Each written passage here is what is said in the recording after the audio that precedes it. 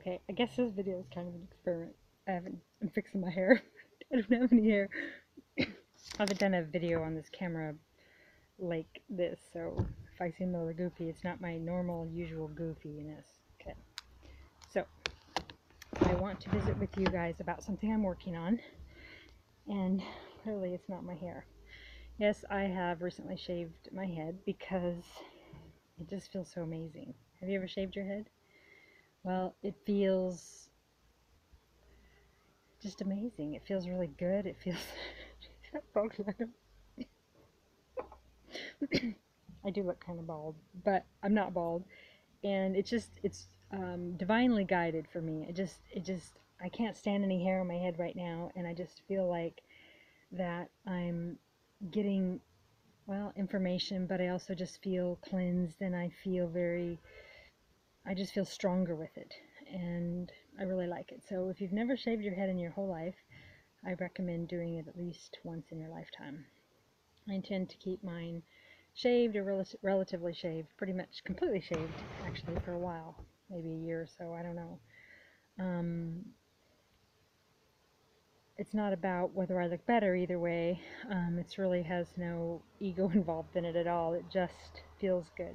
I love the way it feels. So um, if I grab it like this to fix it, that's just a habit. All right. Well, I want to visit with you about the power of thoughts. I've done a lot of videos on the power of thoughts, but I'm using it now in a different way. And so I wanted to kind of share that with you folks. And if you think about, let's say, okay, I don't know why I'm starting with Bible stuff, but if you think about the Bible and God allegedly making us in His image, then you think that God looks like us as humans, okay? And to a lot of people, they can't handle any other concept. But I certainly don't believe that God is a man or a woman or has any sort of attributes as such. I believe that God has both qualities. And so if God imagined the world, so instead of in His own image, of His own imagining, okay, a lot of the Pleiadian stuff talks about us creating our own realities, okay?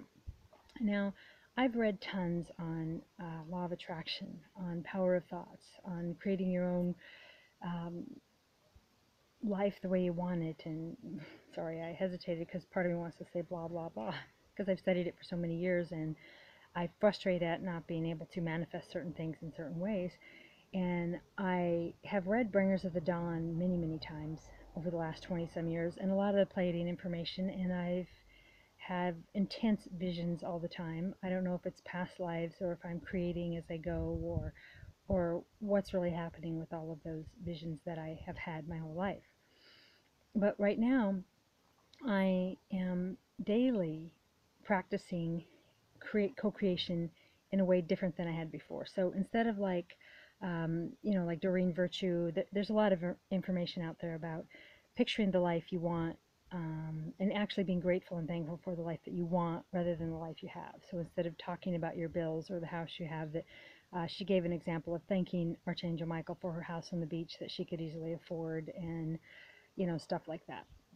So when people are using imagination to create a new reality or to create the life they want, they are imagining, picturing, creative visualization, a house they want, for example, a certain job they want, a certain person they want in their life. A bit on the job thing.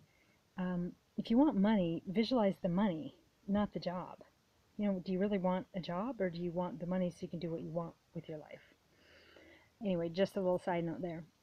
So a lot of times people don't think outside of their given physics when they're imagining. Let's just put it that way. So they are picturing the house on the beach, the perfect job, the perfect lover, the perfect life, the perfect health, but they're not necessarily imagining something that is surreal to them. For example, I really crave more mystical than is here on earth, and I remember being somewhere where I had that magic per se, and so I find earth life kind of dense and frustrating at times. And so to imagine I'm working now with, I finally have got this concept through the probably the 110th time I've read Bringers of the Dawn about thinking big and imagining big. Okay, so imagining something that's not there, that doesn't exist in this reality. So instead of imagining that house that might exist, imagining something that um, doesn't exist or that you don't think could possibly exist. So, like imagining a portal. Um, okay, so I I would like my yard to be where there's like say a white door and I go through it and I go into this other portal, but to most people that come to the yard, it's just the door. Or I imagine, you know, a pool, but say the pool is floating up above the yard, and I um, just imagining how you want to live. Maybe no walls, so there's walls, but the walls are clear, or they manifest when you want them to manifest, or you think, I guess Harry Potter. It's kind of a magic thing, but at the same time,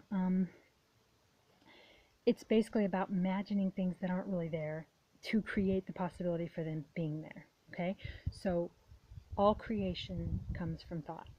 Okay, we are prime creator. Prime creator created us from thought.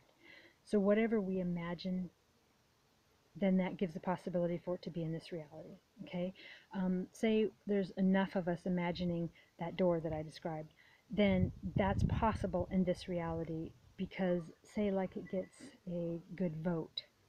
So if it gets a certain vote from some of us, if there's enough people on the planet that think about it in that way, then that is like, let's call it a universal vote for that to be in this reality. And so it's about, and us here as Pleiadians and as light workers, the power of our thoughts while we're here on Earth, creating a energy for that, whatever it is that we think to be here in this reality. Okay, and it can be whatever you think. So I'm working now on visualization and imagining things that aren't there.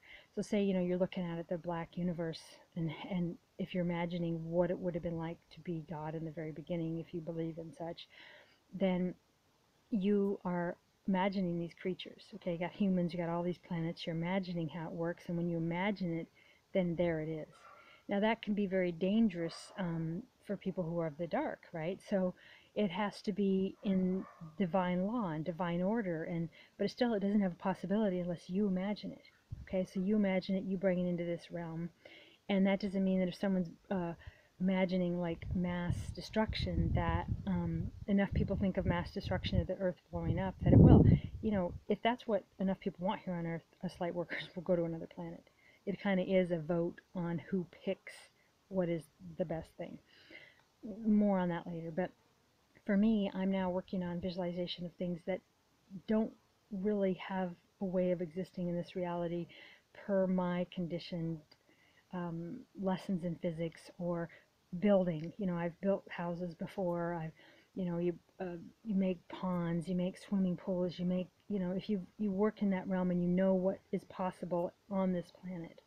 Okay, so it's about creating things that aren't possible on this planet in your conditioned way. So it's opening the energies of possibilities per your imagination. So the more you picture things, even sitting there in your living room imagining things, you are creating the possibility for them to be in this reality. Now when you do it more like in divine light, um, under the power of divine grace, and things where you're not creating necessarily dark energy for anyone else, and you do it with emotion, and there's a lot of ways to uh, make it stronger and make it manifest more. But I just wanted to visit with you about the concept of thinking big because I had read that so many times, and I'm just now kind of getting my mind to wrap around imagining myself. So if I'm imagining the house that I want to live in, not just picturing what's my dream house in this reality, what's my dream house in any reality?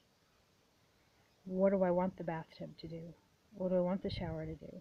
What do I want the kitchen and the stove and the fridge to be able to do?